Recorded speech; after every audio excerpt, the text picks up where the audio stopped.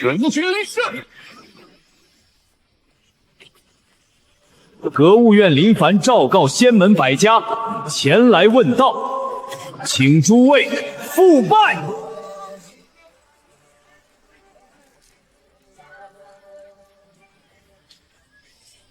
今日我便告诉你们视若蝼蚁的凡人，亦可颠覆所谓天资至上的修仙界。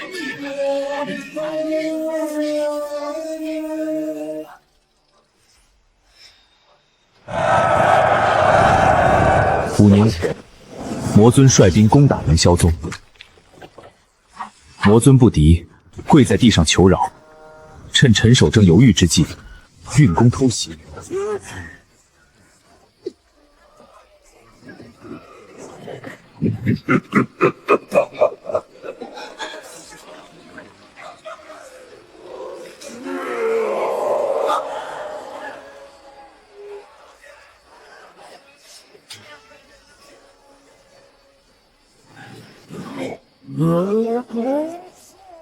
报告，魔尊要自爆了！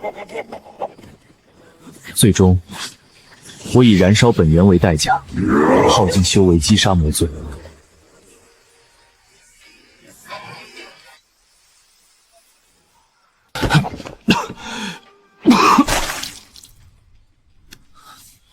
林凡，你是为师的救命恩人，这份恩情为师记一辈子，一辈子。师尊，为师就好，记一辈子。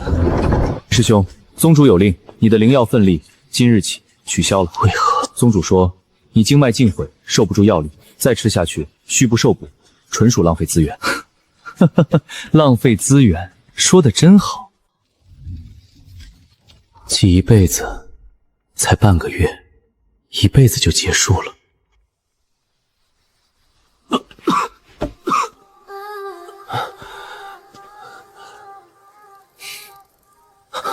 师兄，你怎么一个人出来了？你身子还没好利索，有什么事吩咐师弟一口就行了。方师弟，你的手倒是有力多了。都是师兄教的好，当年师兄手把手教我练剑，师弟一天也不敢忘。这把剑是新练的。是，师尊说我该有一把像样的本命法宝了。师兄，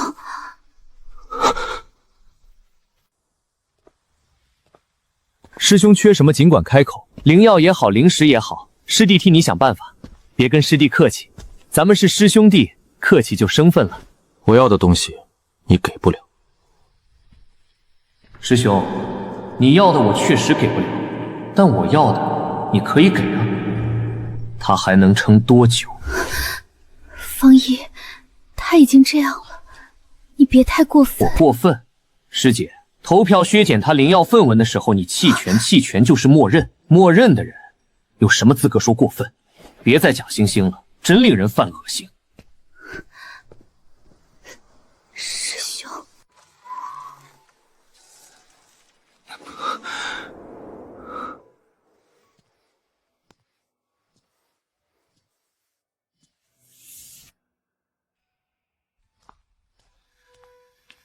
师妹，我筑基成功了。太好了，恭喜师兄筑基成功。哦，对了，答应师兄的，筑基成功了就送你一件礼物，这可是我亲手织的哦。师兄，以后你的剑系上这个，不管你去哪儿，都得想着有人在等你回来。谢谢师妹。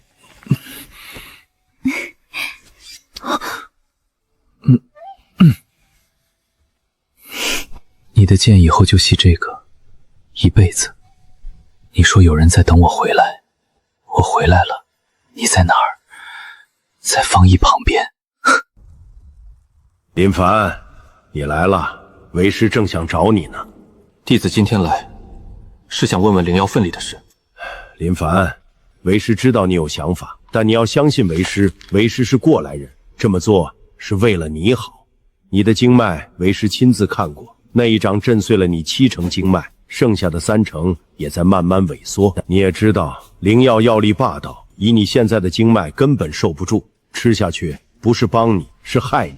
为师是在保你的命啊！师尊说的对，那弟子想回演武场。弟子的修为没了，但剑法还在。弟子可以教于师弟们基本功，可以给他们喂招，可以。林凡，为师跟你说句掏心窝子的话，你现在这个样子，师弟们看了对你不好。你明白为师的意思吗？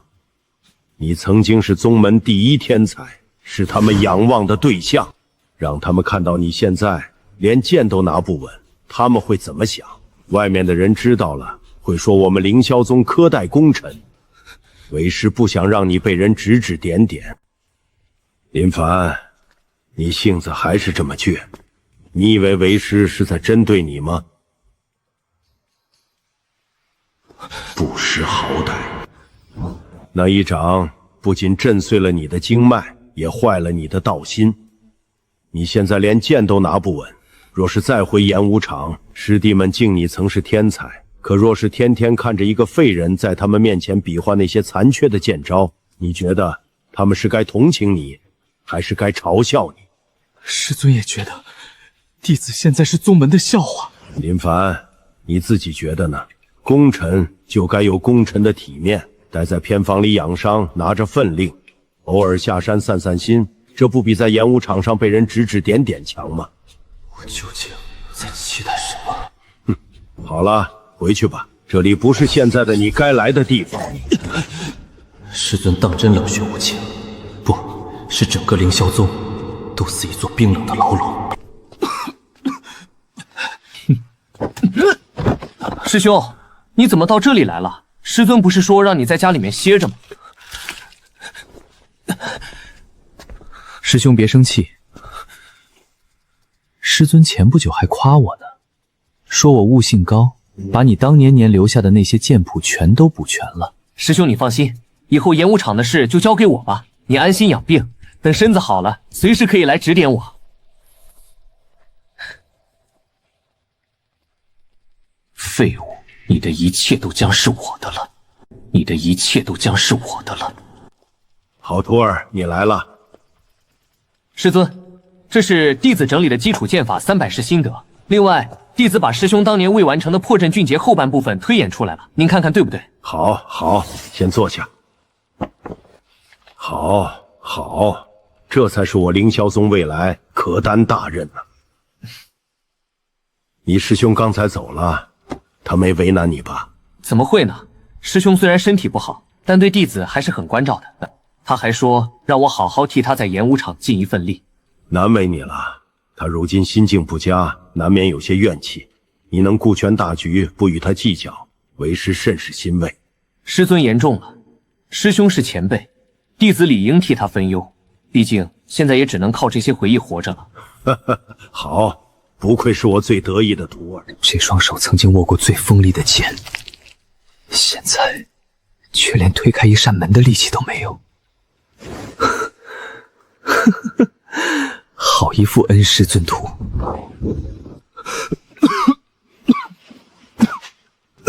我是被吃掉了，我的剑法，我的位置，我的名声，我的过去，你们一口一口吃的可真干净。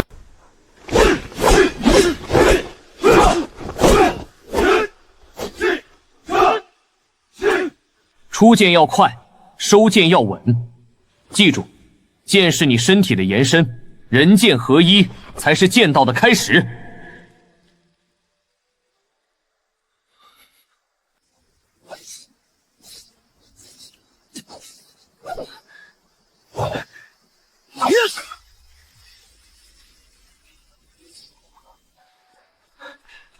方丽，我想通了，我悟了，我终于明白什么叫人剑合一了。师兄天资卓绝，师弟愚钝，以后还要仰仗师兄多提点。说什么傻话，你我师兄弟，我的剑法就是你的剑法，这套心得你拿好，只要照着练，你的剑道定能更进一步。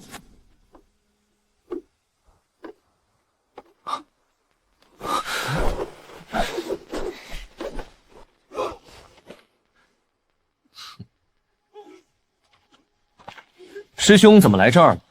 这里风大，你身子受不住。想看师弟练剑，改天我给你搬把椅子。你教的不错，连我当年教的话也记得清楚。都是跟师兄学的，一个字都没忘。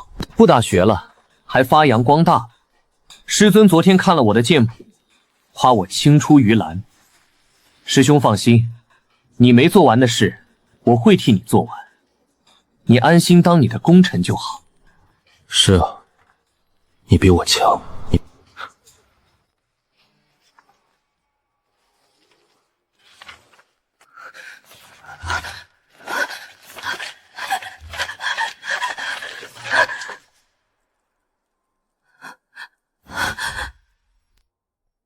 师尊，我去核对这个月灵药库的账目，才发现不对劲。林凡师兄的名字怎么会被一道杂物拦，连奋力都停了？宗门规矩。可是他为宗门挡下魔尊那一掌，经脉尽毁啊！没有他，您早就……正因为他是功臣，才更要守规矩。柳如烟，你以为为师想这么做吗？可他一个废人，还要占着核心弟子的位置，领着最高级别的灵药，传出去，外面那些拼死拼活修炼的内门弟子怎么看？他立了功，宗门保了他一条命，没把他逐出师门，已经是仁至义尽了。至于待遇，必须按能力给。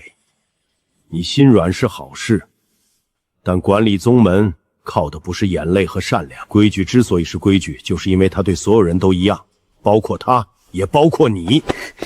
把名册放回去，以后少管闲事，多操心你自己的修为，别到时候你也成了那个需要别人同情的废人。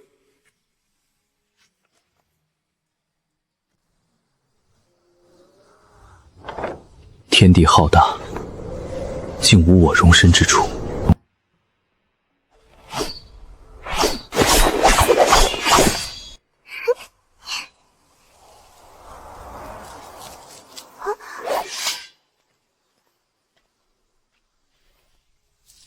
师兄，你刚才那一招破云真好看。少拍马屁，如烟，起来，把基础剑法再练10遍。师兄，我笨手笨脚的，学了这么多遍还是记不住吗？没关系，我教你。那你要教到什么时候？教到你学会为止。要是学不会，那就教一辈子。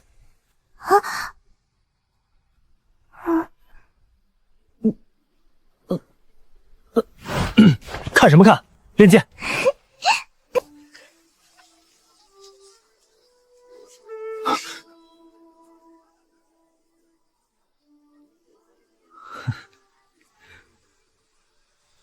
那天我说教一辈子，你没说好，也没说不好。后来你把剑髓系在我的剑上，我以为那就是你的答案。原来那不是答案，那是你给我的最后的告别。林凡，你来了，为师正想找你呢。今日召集诸位，是有一件关乎宗门气运的大事。方毅近日即将突破，需炼制本命法宝。此宝若成，我凌霄宗必能跻身一流大宗之列。只是炼制此宝，需以天生剑骨为引。宗主，天生剑骨乃是万中无一的至宝，这天下之大，去何处寻这等奇物？原来这不是夜市，这是一场吃人的公审。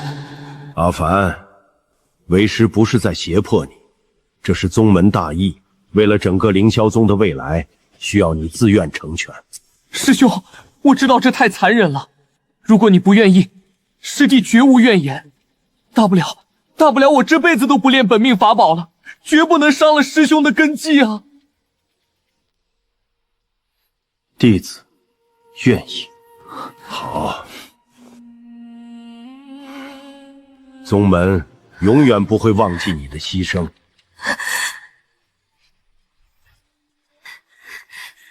阿凡，你是来劝我的，还是来阻止我的？我不敢对抗师尊，不敢背叛宗门，我什么都做不了。松手吧，别弄脏了我的衣服。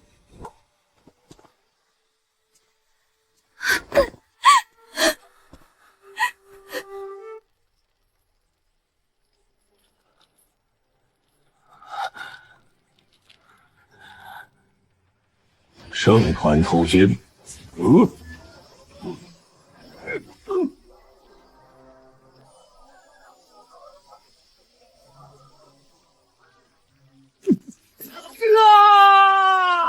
师尊，我被测出来是天生剑骨。阿凡，你是宗门未来的希望。如烟，我筑基成功了。恭喜师兄。师兄，以后你的剑要系上这个。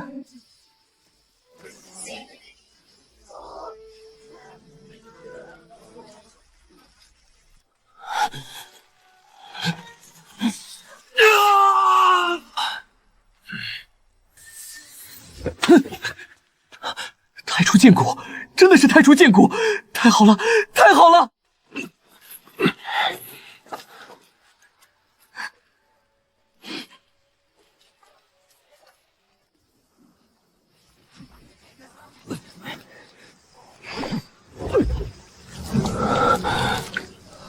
我这是要死了吗？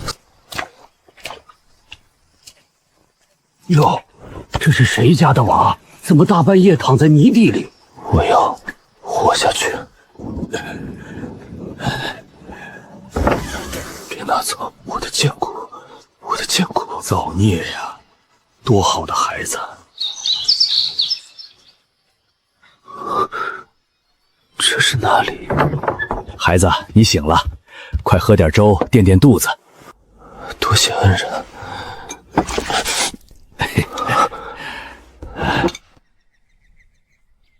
不急，慢慢来，娃子。你叫啥名儿？林凡。林凡是一个好名字。张爷爷，我娘让我借锤子。咦，张爷爷，这人是谁？远房亲戚家的娃，遭了灾捡回来的。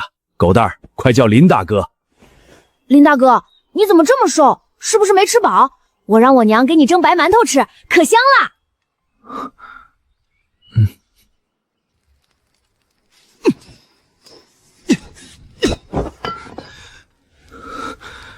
慢慢来，谁也不是生下来就会打铁的，不急。张叔，我想去村口走走。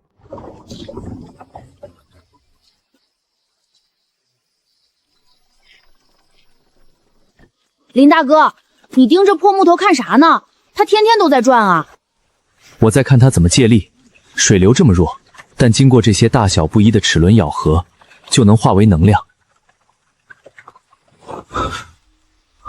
修仙界只讲究灵根天赋，灵力不够便寸步难行。但如果把力量通过机械结构放大呢？不需要灵根，凡人也能撬动天地。我想到了，我找到了！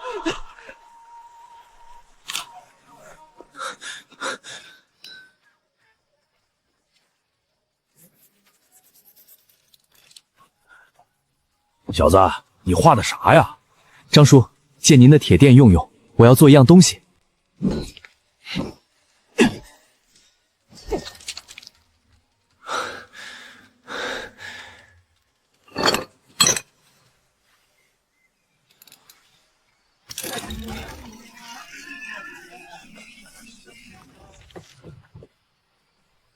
这玩意儿能干啥呀？能让像我这样的废人重新站起来。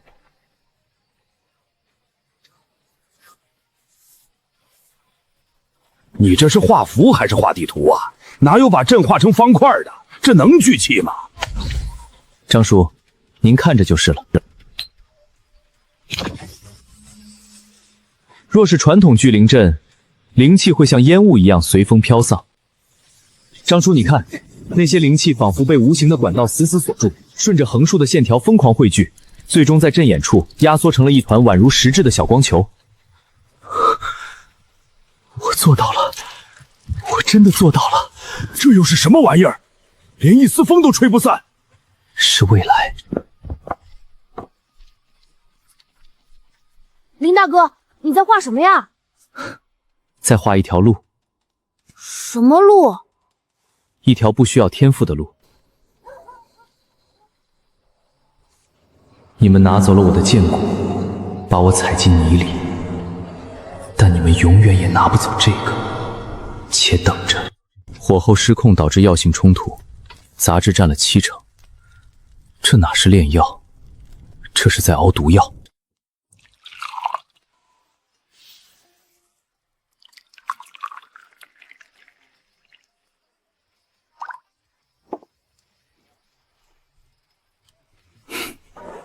铁匠铺有奇药，可助突破瓶颈，真的。一个打铁的废人，连灵根都没有，居然敢大言不惭地说能治病救人！我儿已卡在炼气托3年，散尽家财求医问药，却毫无解色，这可如何是好啊？唉，只能死马当活马医了，且去碰碰运气。小哥，听说你这里有能助人破境的奇药，只要能让我那苦命的儿子突破，这笔钱只是定金，后续你要什么我都给。拿回去试，没用的话分文不收。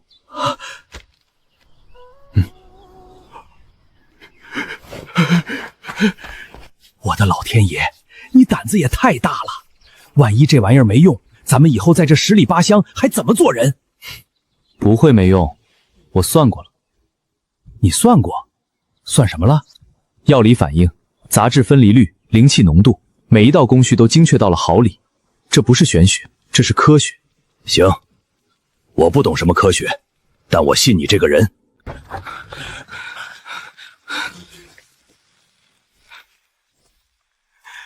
多谢大师，我突破了，3年了，我终于突破了。恩人啊，您要什么？灵石、药材、法宝，您只要开口，哪怕倾家荡产，我也给您弄来。曾几何时，我筑基成功时也是这般模样。我要材料，大量的矿石、灵石，还有晶体，你能帮我弄到吗？这是定金，您要多少，我都给您弄。您放心。没有灵根的人真的也能修炼吗？我弟弟天生绝脉，所有人都说他这辈子只能做个凡人。能，但不是走他们那条路。那走哪条？走我这条。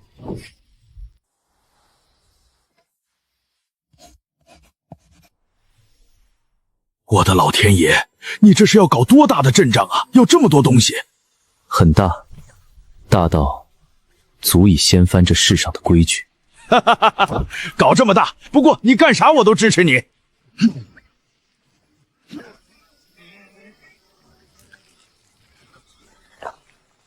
纯度太低，韧性不够，普通玄铁根本承受不住高压灵气的冲击，必须改变它的晶体结构。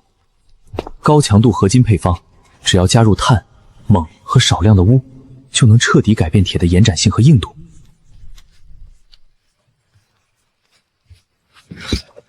张叔，加料。好嘞。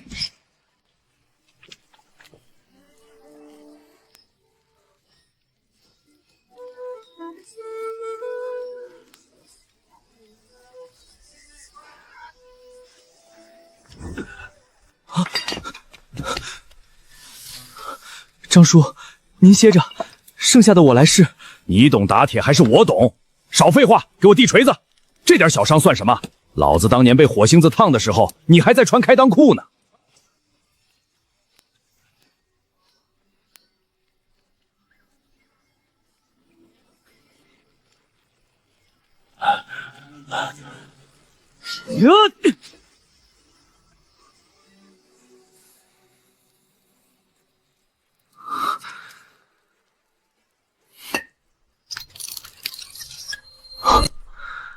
抗压能力是普通玄铁的10倍10倍。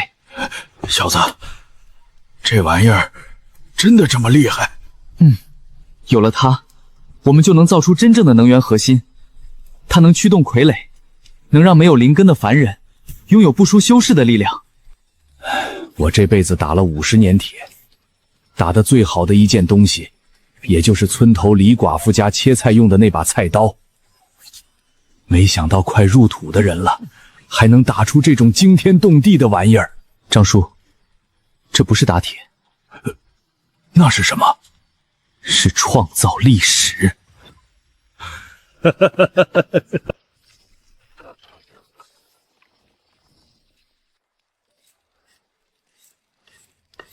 咱们这群连灵根都没有的泥腿子，真能造出仙家物眼儿？别是瞎折腾吧？这不是仙家物件，这是机关。你们只管把手里的部件磨好，这跟你们种地打铁有什么区别？只要用心，谁都能做。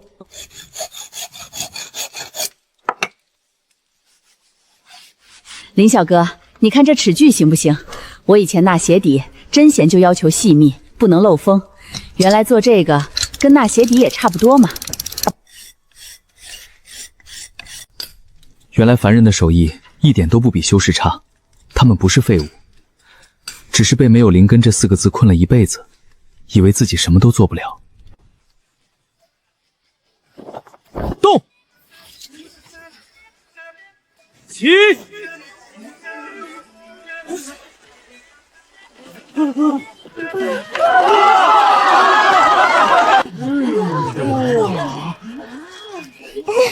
大哥，这铁匠比你还能干啊！以后种田收麦子，再也不用我们流汗了。曾几何时，我以为修仙界只有弱肉强食，只能孤身一人去拼杀。但现在我明白了，我有张叔，有狗蛋，有这些不甘平庸的凡人，这条路，我不是一个人在走。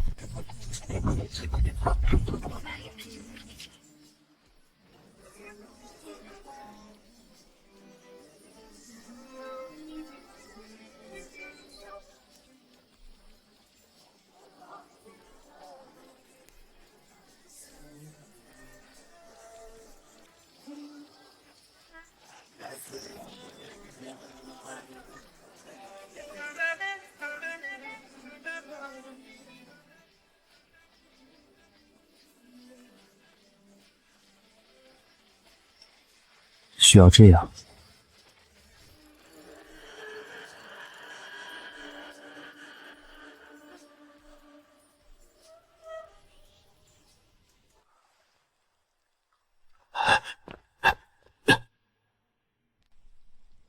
一群泥腿子搞出来的奇迹奇网罢了，没有灵力支撑，终究是破铜烂铁，不可入眼。随他去闹，等他把动静闹得越大，就越显得我凌霄宗底蕴深厚。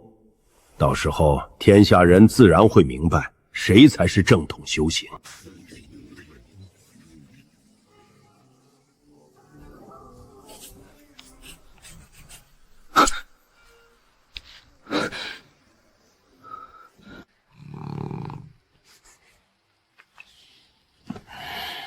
你们以为我被废了修为，只能在凡间苟活？不，我只是在扎根，把知识传给凡人，把力量交给弱者。总有一天，我会用这凡人的双手，掀翻你们那高高在上的修仙界。师兄，宗门大典要到了，师尊特意让我来给你送请帖，希望你能回去看看大家。师兄，你也知道的，宗门向来提前半年发帖，你可得准备好你的破铜烂铁，好让仙门百家好好看看热闹。哼！先生，他们欺人太甚，这哪是请帖，分明是示威，他们就是想当众羞辱你。先生，你可不能去，去了就是中了他们的计，让他们看笑话呀！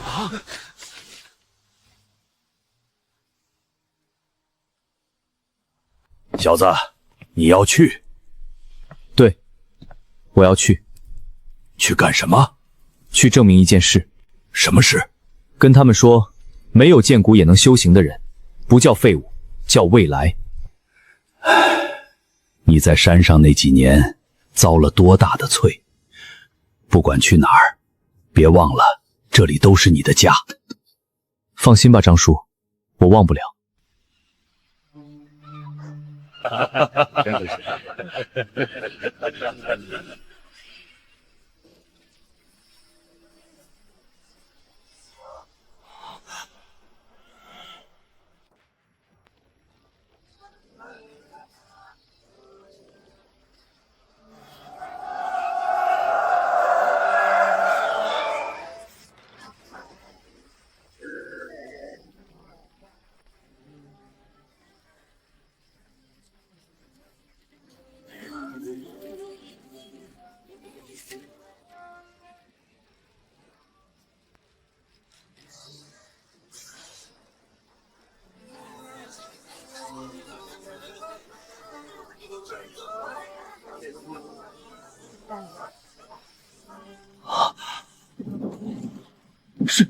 师尊，破铜烂铁罢了。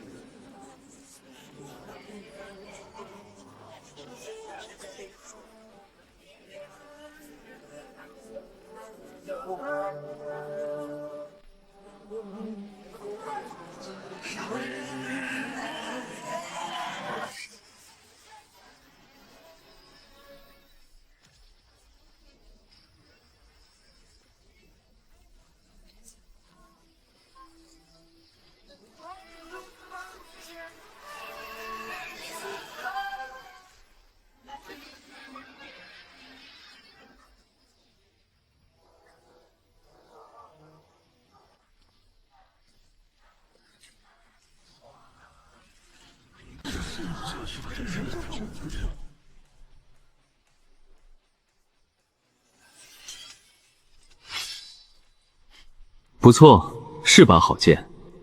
我的骨头好用吗？剑骨？难道当年传言是真的？林凡的剑骨是被他们活生生挖出来的？亏我们一直以为方季是百年难遇的天才，原来这把所谓的神剑，竟是踩着同门的血肉铸成的。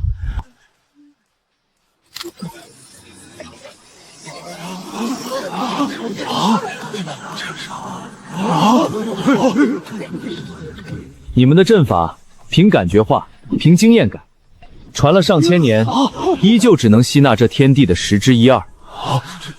我的阵法凭计算化，每一个符文的位置，每一道线条的角度，乃至灵气流动的轨迹，都经过了上万次的推演与验证，所以它能榨干这片天地的每一分力量。我今天带着3000傀儡站在这里，不是来复仇的，杀几个仇人改变不了什么。我是来告诉你们，修仙不止你们那一条路，没有灵根的人不该是蝼蚁。凡人的智慧亦能通天。一派胡言！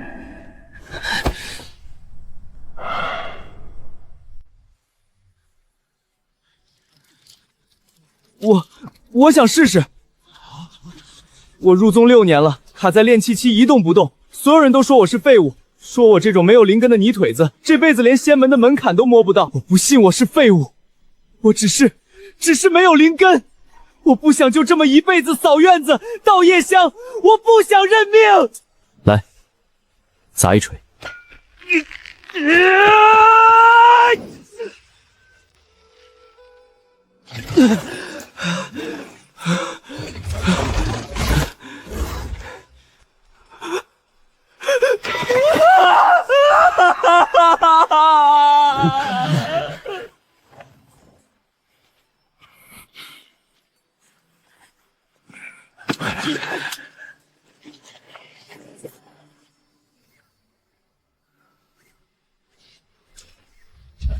原来我的路没有错，修仙界高高在上，而我要救的就是这些在尘埃里挣扎的人。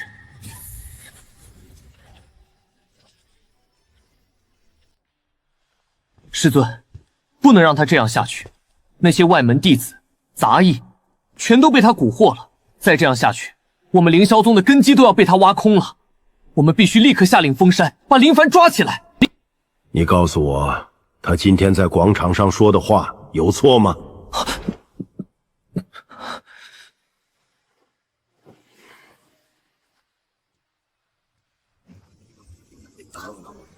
我们犯下的最大错误，根本不是当年挖了他的剑骨，而是把他像个垃圾一样丢到了凡间。师尊，这是什么意思啊？狼崽子，要么别动，要动就得连皮带骨一起打死。我们留了他一口气，以为没了太初剑骨，他就永远是个只能在泥地里打滚的废人。可谁能想到，他硬生生用了3年时间，把这一口咽不下去的气给喘匀了。他现在带着3000傀儡回来，不是来复仇的，他是来传道的。你懂不懂？刀剑能杀人，但杀不死人心。拿什么去挡一个传道的人？那就眼睁睁看着他做大，我们就这么什么都不做。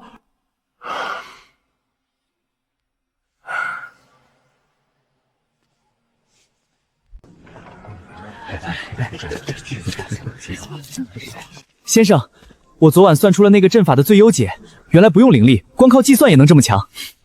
不错。先生，这是我们家种的，不值钱，但热乎，谢谢您收了我家娃。甜，老人家，这比什么灵丹妙药都甜。我宣布，格物院今日正式对外收徒，只要有心向学，不问出身，不问灵根，不问年龄。求先生收下我这苦命的孙子呀！所有人都说他是废灵根，只能种地饿死。求先生给他一条活路。老人家，使不得，格物院不兴这个，在这里只跪天地，不跪人。小家伙，告诉先生，你想学什么？我想学会飞，我想帮爷爷把山顶的柴火背回来。好，有志气。飞不只是为了背柴，是为了看到更远的世界。老人家，您孙子我收了，不仅收他，我还给他免去3年束胸。陈守正，你看到了吗？这才是修仙该有的样子，不是少数人的特权，而是照亮所有人的光。不要过来！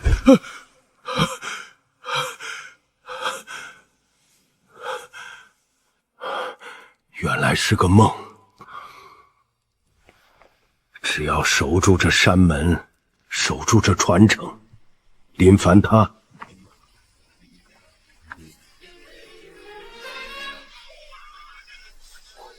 不，这不是真的。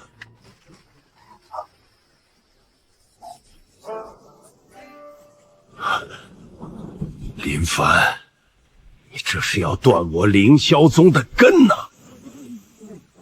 宗主不能再忍了，那林凡公然宣扬废灵根论，这是在打我们所有正道的脸。是啊，昨天又有3个外门弟子带着家眷跑了，说是要去格物院学什么机械术。再这样下去，我们凌霄宗就要成空壳了。慌什么？不过是一群乌合之众罢了。宗主，您传令下去，封锁山门，禁止任何弟子下山，违者逐出师门。封锁山门，那林凡那边？我去会会他，去把柳如烟叫来。师尊，林凡既然回来了，有些旧账也该算了。柳如烟是他曾经的师妹，也是当年那场交易的见证者。他心里有鬼，这鬼就是我们牵住林凡的绳索。弟子明白，这就去。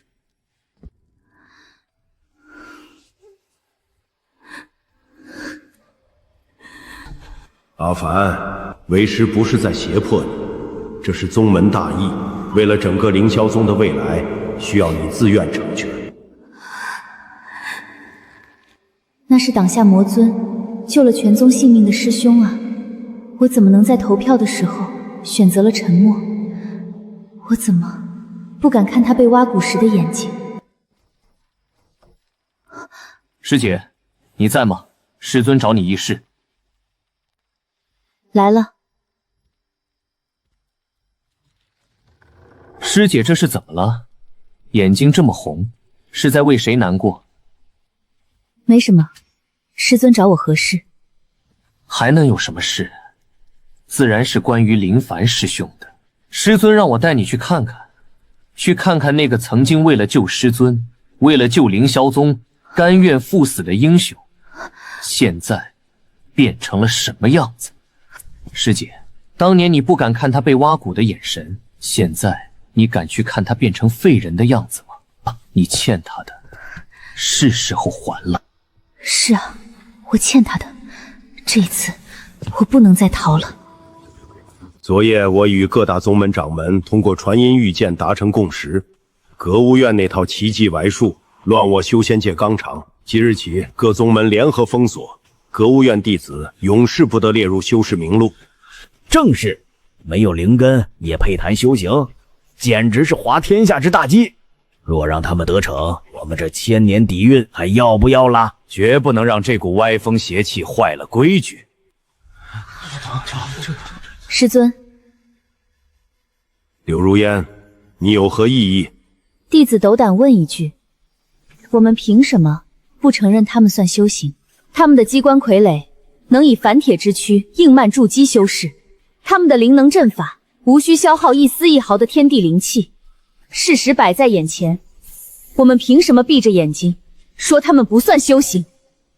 昨夜我与各大宗门掌门通过传音御剑达成共识，格物院那套奇迹歪术，乱我修仙界纲常。即日起，各宗门联合封锁，格物院弟子永世不得列入修士名录。正是，没有灵根也配谈修行，简直是滑天下之大稽。若让他们得逞，我们这千年底蕴还要不要啦？绝不能让这股歪风邪气坏了规矩。师尊，柳如烟，你有何异议？弟子斗胆问一句，我们凭什么不承认他们算修行？他们的机关傀儡能以反铁之躯硬慢筑基修士，他们的灵能阵法无需消耗一丝一毫的天地灵气。事实摆在眼前，我们凭什么闭着眼睛说他们不算修行？师姐，你糊涂了，他们没有灵根，连引气入府都做不到，算什么修士？没有灵根就不能修行，谁规定的？柳如烟，你想清楚你在说什么？弟子失言，请师尊责罚。我不能说了，再说下去只会连累那些刚刚看到光的人。可是师尊，你们真的以为靠捂住别人的嘴就能挡住时代的洪流吗？还商量什么？直接派精锐弟子下山，把那格物院夷为平地，跟一个废人废什么话？你若是动手，就正中他下怀了。他会变成受害者，你会变成恶人，会有更多的人去投靠他。你以为你在灭魔，其实是在替他招兵买马。那怎么办？总不能眼睁睁看着他做大做强吧？限制他，不承认他们的修行资格，不让他们参加宗门大会，不与他们进行任何官方往来，让他们变成修仙界的异类笑话。我们不用一兵一卒，只需要让所有人知道，跟格物院扯上关系，就是自绝于修仙界。没人敢跟他们做生意，没人敢卖他们一颗丹药一块灵石，他们会自己困死在那里。妙啊，杀人不见血，没有资源，他那破铜烂铁能撑几天？此计甚好。这只是缓兵之计，林凡那个人越压制反抗就越激烈，能挡得了一时，挡不了一世。上千年的秩序不能就这么崩塌了，天赋才是正统，凡人本就是蝼蚁。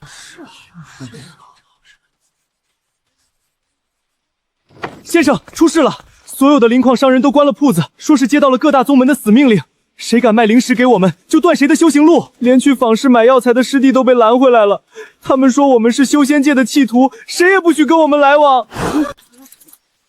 先生，我们怎么办？没有灵石作为能源，我们的聚灵阵撑不过3天，那些刚出来的机关傀儡全都要变成一堆废铁了。他们封锁了我们的灵石来源，那我们就自己找矿。可是先生，我们没有探矿的法器啊，就算有，我们没有修士的神识，怎么穿透地层看到矿脉走向？既然没有神识，那就做一个能代替神识的眼睛。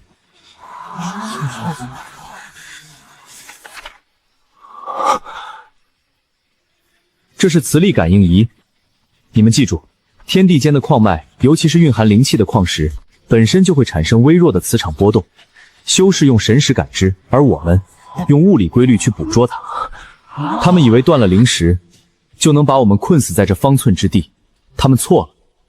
凡人的力量，从来不靠天地的施舍，而是靠自己的双手去创造。是，弟子这就带人去准备材料。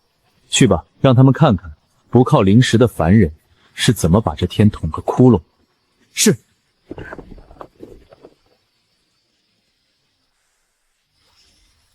先生，又失败了，仪器根本无法探测到灵矿，我们的方向是不是错了？修士用神识探矿，靠的是虚无缥缈的感觉和天赋，而我们用仪器探矿，靠的是实实在在的数据。只要公式没错，它一定比人的神识更准。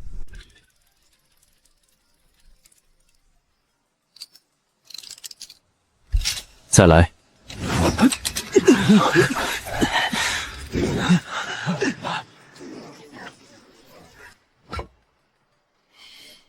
最后一次。指针稳住了，在那里！走，快！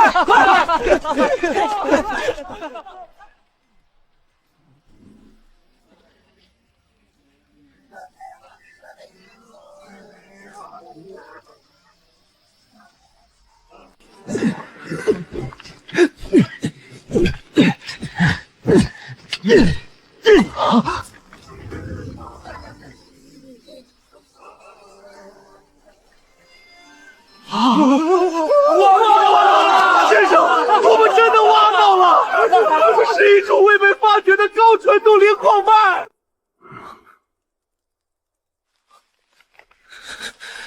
师尊，格物院那边不仅没有断传，反而挖出了一条极品灵脉，他居然自己找到了矿脉。这个人不能用常理度之啊！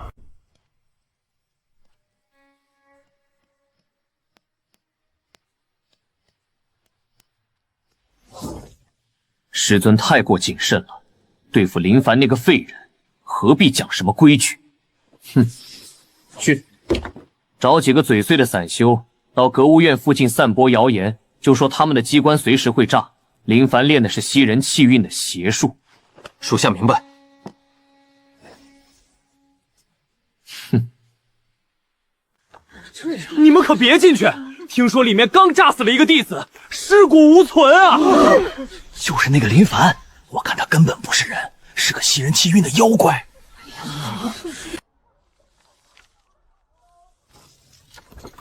先生，外面都传疯了，说咱们是邪教，您怎么还坐得住啊？阿四，你见过狗咬人吗？啊？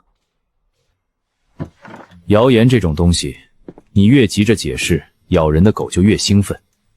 真理不需要用嘴巴去证明。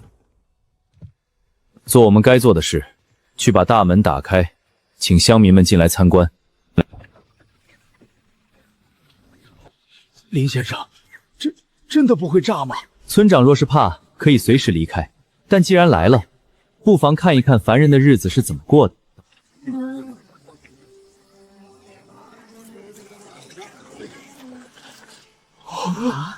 哎呀，这哪里是邪术，简直是神仙赐给咱们的宝贝呀！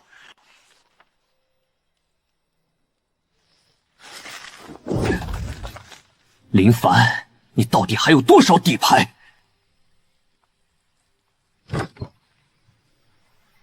既然名声毁不了你，那就别怪我心狠手辣了。他还有脸写信来？当年竹先生出师门的时候，怎么不见他念及师徒之情？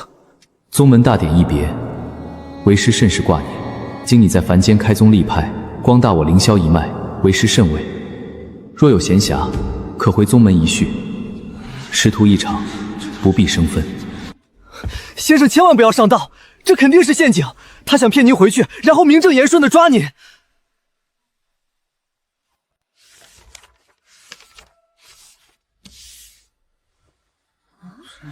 先生，您要给他回信吗？信是要回的，但不是现在。为什么？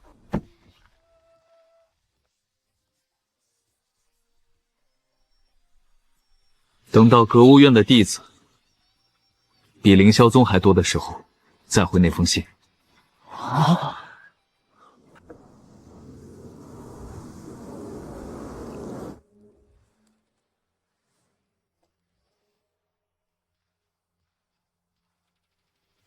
宗主，信件已经送到阁务院了，但据安堂回报，林凡并未动怒，也没有立刻回信，没有暴跳如雷，也没有断然拒绝。林凡，你倒是比老夫想象的还要沉得住气。你以为躲在凡间就能安然无恙？等你羽翼丰满的那一天，才是真正的大祸临头之时。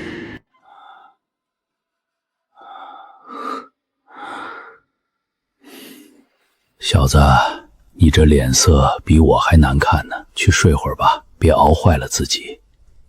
我不累。放屁！你那黑眼圈都快落到嘴上了。你怕我死了？老头子，我命硬，死不了。我还没看到你把凌霄宗那帮孙子气得吐血呢，我可舍不得死。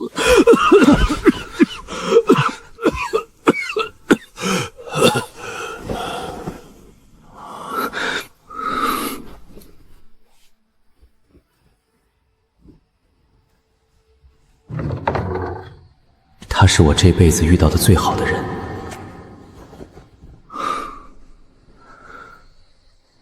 他不是高高在上的修士，他只是个普普通通、满身机油味的打铁匠。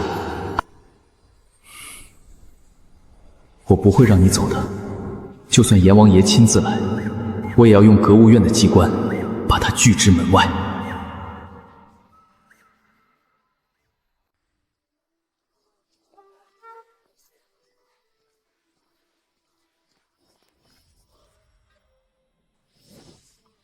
师姐，大半夜的，你要去哪儿？去阁务院。你疯了！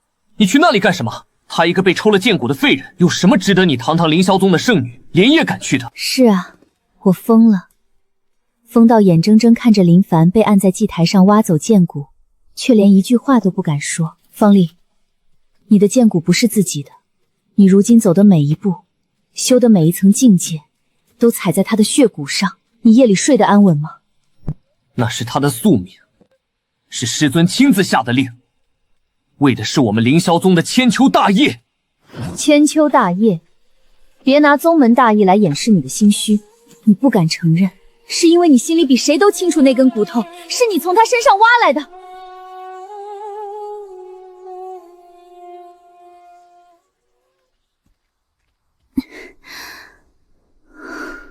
他会见我吗？他还会原谅我吗？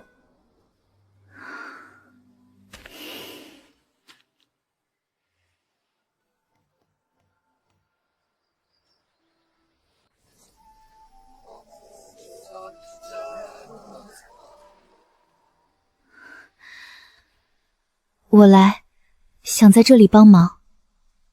我知道我没有资格，但这3年里，我每天都在想，如果当时在祭台上，我能站出来替你挡那一剑，会怎样？我不求你原谅，我只想做点对的事。阁务院不缺人手，但来者不拒。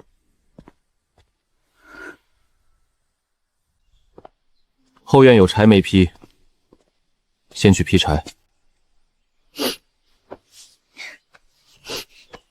那不是凌霄宗的柳如烟吗？咱们怎么能收他？就是，当年先生被挖骨的时候，他就在旁边看着呢。这种人根本不该踏进阁务院的门。阁务院的规矩，不问过去，只看将来。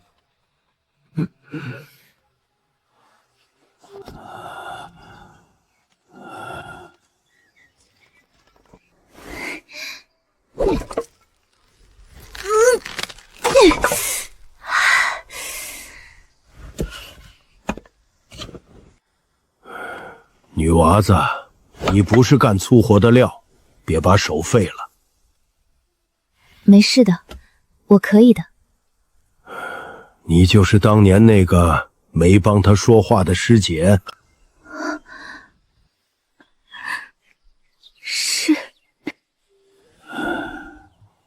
你知道他刚来格物院那会儿是什么样吗？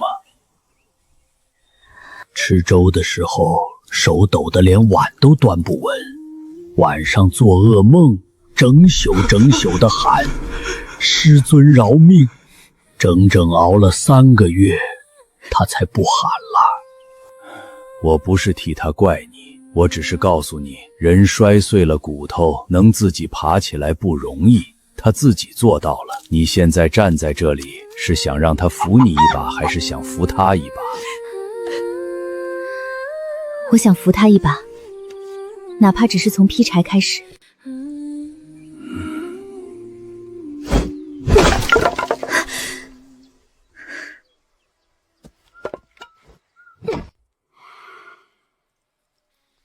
禀宗主，格物院在西境发现了新的大型矿脉，我们的封锁线已彻底失效。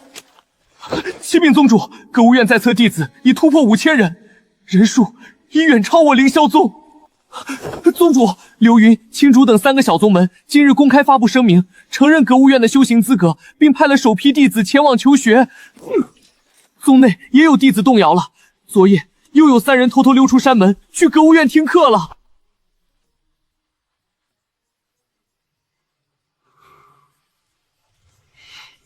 师尊，您怎么了？你知道我最怕什么吗？不是他打败我，是他根本不屑于打败我。从头到尾，他都在做自己的事，建自己的院子，教自己的弟子，走自己的路。他没有一次是冲着复仇来的。可正是这样，才显得我们像个笑话。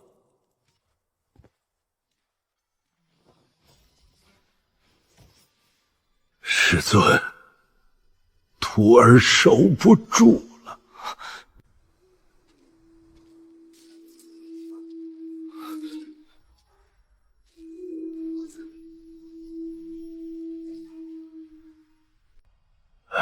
你变了很多。师尊没变，还是这副样子，连叹气都跟当年一样重。你在讽刺我？没有，您确实没变，还是觉得规矩比人重要。当年您让人挖我的剑骨时，可不像现在一样开始叹气了。如果当年我没有挖你的骨，没有如果，过去的事我不想再提了。那根骨头早就不属于我了。师尊，我从来没恨过你，恨太累了，我没那个力气。我只是替你觉得可惜，你明明可以当一个好师傅。当年我说要为你开宗立派，你说我是你最得意的弟子，可到了祭台上，你连看都不多看我一眼。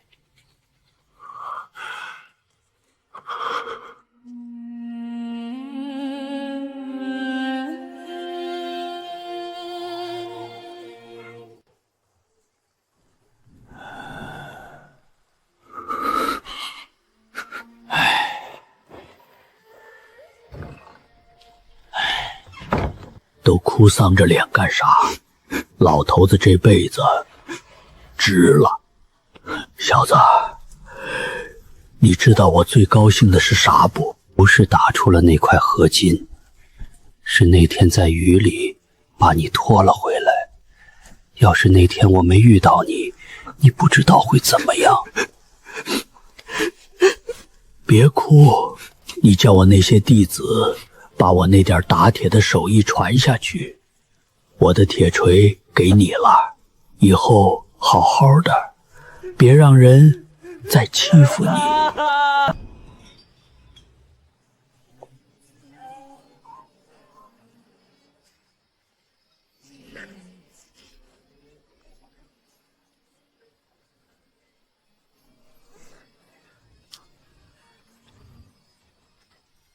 张叔，一路走好。之后，提出可以自孔奇傀儡。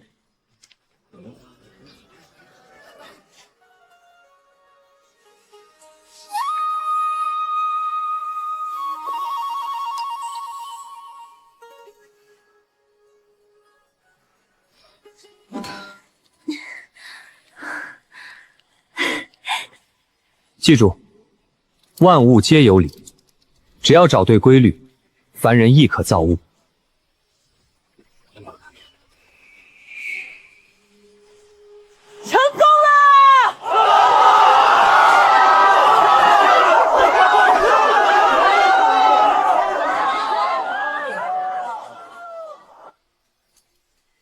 林大哥，凡人真的能飞上天吗？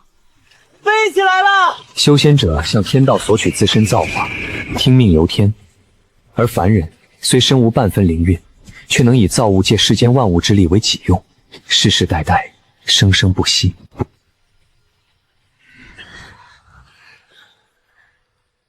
很多年前，有人问我一个废人的命留着还有什么用？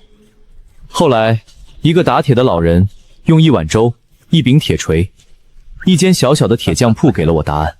每个人生下来都是有用的，不是只有天才才有资格活着，也不是只有灵根才有资格修行，更不是凡人便是蝼蚁，弱者便是泥泞，修行者便能高高在上。这个世界的规矩，不该由少数人来定。诸位能与我在此相聚，便是告诉整个修仙界，凡人亦能一天改命，亦可操控天地力量。格物院走到今天，不是我一个人的功劳，是每一个曾被旧世界关在门外，最终却选择相信自己的人的功劳。格物院为天下凡人立命，这扇门永远不会关。